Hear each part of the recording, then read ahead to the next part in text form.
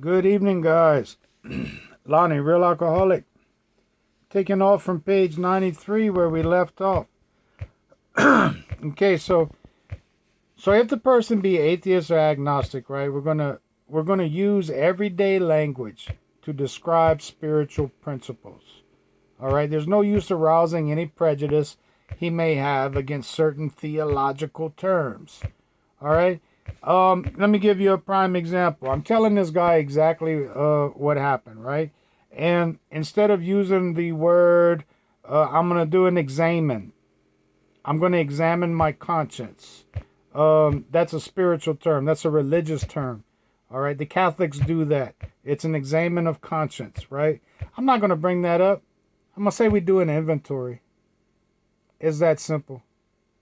And there are other spiritual terms. When it comes to using spiritual terms and spiritual principles, I'm going to use the spiritual terms in this book.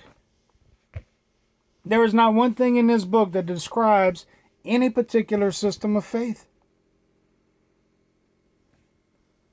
And so now we got this other guy here, all right? This guy might belong to a religious denomination. His education and training might be superb, all right? He might be an example of the truth that faith alone is insufficient. To be vital, faith must be accompanied by self-sacrifice and unselfish constructive action. So when talking with somebody who has a religious leaning and a religious background, remember, Dr. Bob was a religious person. He was in the Oxford groups for a couple years, couldn't stay sober. With him and all other people, there's this fact that however deep his faith and knowledge, he could not have applied it or he would not drink. And that's the point we try to get across. Not just religious people. I talk to people who are highly educated in psychology. I talk to people who are highly educated in spiritual matters that are not religious, more of a secular nature, okay? I'm not trying to convince them to convert to my system, right? What we're trying to convince them is that we could not apply these things. If I could have applied everything I learned in my 22-year relapse, I would have walked on water. Oh, I knew a lot. I knew a lot of good stuff. A lot of stuff made sense. I couldn't apply diddly squat. And it wasn't until I gave myself over to this simple program that I was actually able to start applying spiritual principles. And they talk about how AA is not... We represent, okay? AA, we represent no particular faith or denomination. We are dealing only with general principles common to most denominations. Just like I talked about in the 11th step, Alcoholics Anonymous neither endorses nor opposes Jesus Christ. They neither endorse nor oppose Buddhism. They neither endorse nor oppose Stoic philosophy, and the list can go on and on and on. Alcoholics Anonymous is dealing only with general principles. These principles we went through the first 9 steps are general principles that are common to most denominations. And I can tell you from experience and all my religious studies and my comparative mythologies and all of that, all right, most of mankind understands these general principles we are dealing with. So the next thing we want to do, man, is we want to outline the program of action. Now it says outline, okay? We made a self-appraisal. Wow, that's a good word instead of an examination of conscience. We made a self-appraisal. How you straightened out your past. I straightened it out. I made amends. how you are now endeavoring to be helpful. Really, 3 things there. Dr. Bob put it so simple as it was: trust God, clean house, and help others. I can tell a man something that simple. I learned to trust in a higher power. I clean house. And today I'm helping others. So we're going to outline a program of action. Simple. An easy outline. And we're going to make it plain to this guy that they're under no obligation. We're only there to be helpful, to help him escape his own difficulties. Now, don't get offended if this person wants to call it off. They have helped you more than you have helped them. If your talk has been sane, quiet, and full of human understanding, that's a phenomenal concept right there. I'm talking to a poor guy that's suffering from alcoholism. Some human understanding would be nice. I enjoyed it when people talk to me with some human understanding. We have perhaps made a friend. Now we're going to start getting into this friend idea. We have perhaps made a friend. And I love this part. Maybe you disturbed him about the question of alcoholism. Before I go to a meeting, I got a guy I talk to a lot. I think he just became my sponsor today. He says, go before I go to a meeting, he says, go disturb their alcoholism. And so maybe we have. Maybe in talking to this person, man, if we've had a good-natured talk, okay, maybe we have made them question the idea that they may be alcoholic. If we have sufficiently described alcoholism as they described it to us in chapter 3, if we have sufficiently described the traits of an alcoholic, they very well may start thinking about it. Now, they might give us reasons why they don't need to follow all of the program. Rebel at the thought of a drastic house cleaning and discuss that with other people? Or the other one I hear, oh no, there's no way I'm making amends to that bitch. Right? We got all these reasons why they don't follow the whole program. We do not contradict such views. Tell them we once felt as they do, but we doubt whether we'd have made much progress had we not gone through with it. Had we not taken the action, doubt if we'd have made progress. So we're still on our first visit. We want to tell him about the Fellowship of Alcoholics Anonymous. If he shows interest, lend him your copy of this book. So we're on our first visit. We've been talking to this person for a while. They seem pretty interested. They haven't called it off yet. All right. So we want to talk to him about the Fellowship of Alcoholics Anonymous. What is our fellowship? We describe that to him. And if he shows interest, lend him a copy of this book.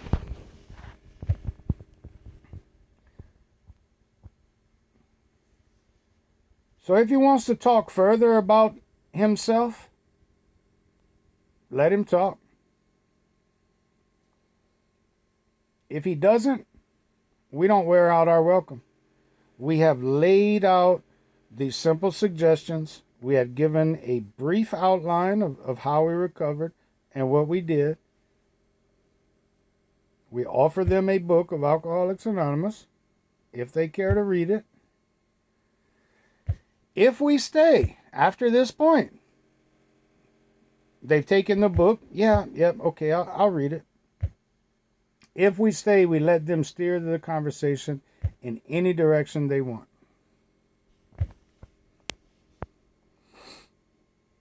Offer him friendship and fellowship.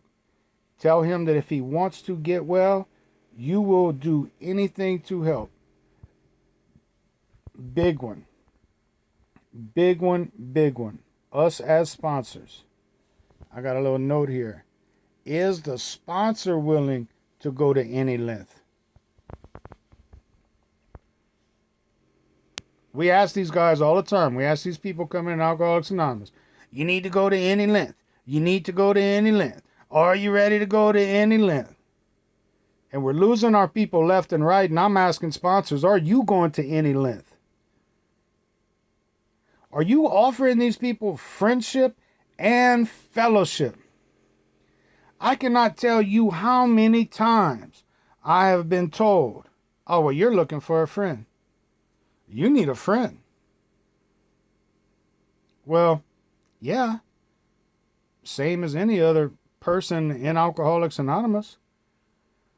And if we expect to sponsor somebody, it's very simple. We're going to offer them friendship and fellowship. And we are going to do anything to help. That means we, as sponsors, are willing to go to any length to help.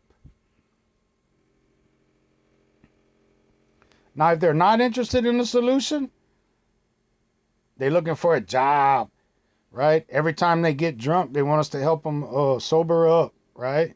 We may have to drop them till they change their mind.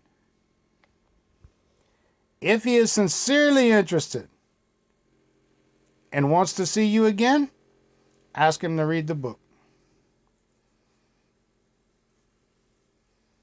After doing that, he has to decide for himself whether he wants to go on. He should not be pushed or prodded by you, his wife, his friend. If he's to find God, the desire must come from within.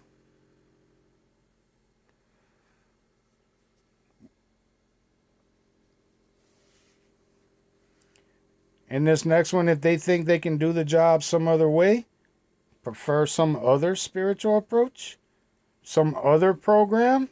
We have more programs out there nowadays than one can shake a stick at. Encourage him to follow his own conscience. We have no monopoly on God. We merely have an approach that worked with us. Now let's read that again. We have no monopoly on God. We merely have an approach that worked with us. With who? With the writers of the book. The writers of the book are telling us that we don't monopolize God. People can get sober in various different kinds of ways, okay? What we have in Alcoholics Anonymous is what we just went through. These steps of Alcoholics Anonymous. That's the approach we have. And that's what worked for us. If somebody wants to try anything else besides what this book is suggesting, no problem. Follow your own conscience. Perhaps we made a friend.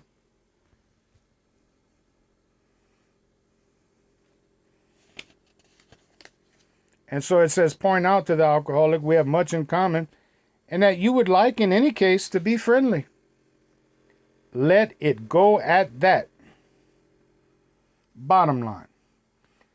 If somebody is at this point is not interested in this book of Alcoholics Anonymous, they don't want to proceed with the steps, there is no use of them hanging around Alcoholics Anonymous. If they have some other approach they want to take, whether it's psychology, whether it's a other program, whatever they got in mind that they want to do, that's fine. We encourage them to follow their own conscience. And we would like to be friendly. And we let it go at that.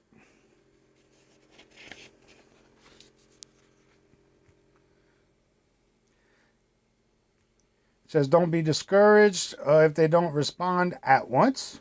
Search out another. Try again. You're sure to find someone desperate enough to accept with eagerness what you offer. We find it a waste of time to keep chasing a man who cannot or will not work with you. If you leave such a person alone, he may soon become convinced that he cannot recover by himself.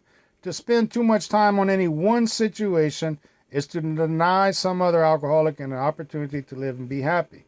Okay, let's not get confused about this right here, people. We find it a waste of time to keep chasing a man who cannot or will not work with you. That is by no means telling me that my sponsee has to call me. If he wants what I got, he's going to do what I do. I haven't heard from him in a week. I wonder when he's going to call me. That's not what it's talking about. We have decided to go to just as much length as they have. Okay? We have offered them friendship and fellowship. And I don't know about you guys, but in my mind, if somebody starts this process with me, we start going through the book and I don't hear from them for 3 days, I am concerned as a friend. I am going to call them. I am going to be concerned about their everyday life. I am going to be concerned about not just our book work, not just our step work progress, but as a friend, how can I be helpful? And if they are going to any length, I am going to any length. Well, I do that, Lonnie, but I call them and they don't call me back. Well, call them again. Now, look, guys, there's a point where, there's a point where we just realize that they are not accepting what we have to offer. It doesn't even mean they're going to go get drunk. It just means they're not accepting what we have to offer. Could be our fault. Could be their fault. Who knows? And yeah, there comes a point where we're going to back off. But I'm going to tell you that if somebody is calling me on a regular basis and we are going through these steps and they have made an effort and I have offered them friendship and fellowship, I don't just dump them if I don't hear from them. I don't just dump them because they're having a hard time getting motivated about doing a 4-step for whatever reason. There's a certain amount of chasing we do as a friend, as somebody who is honestly concerned about another human being. Remember, it was decided that we would go to any length. We will do anything to help.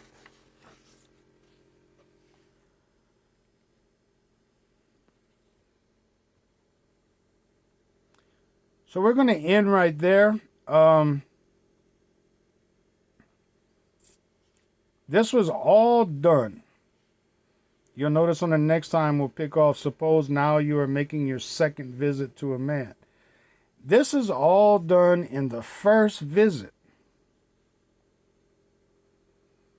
Everything we just went through, 40 minutes of video, is what we're going to do in the very first visit with this person. And I can honestly say, people, that whenever I started following the instructions on how to work with others, other people miraculously started recovering.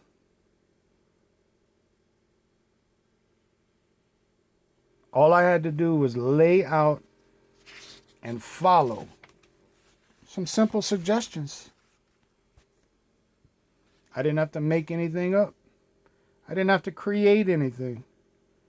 I didn't have to put 2 and 2 together and make 5. It's very simple. It's laid out for me. Awesome.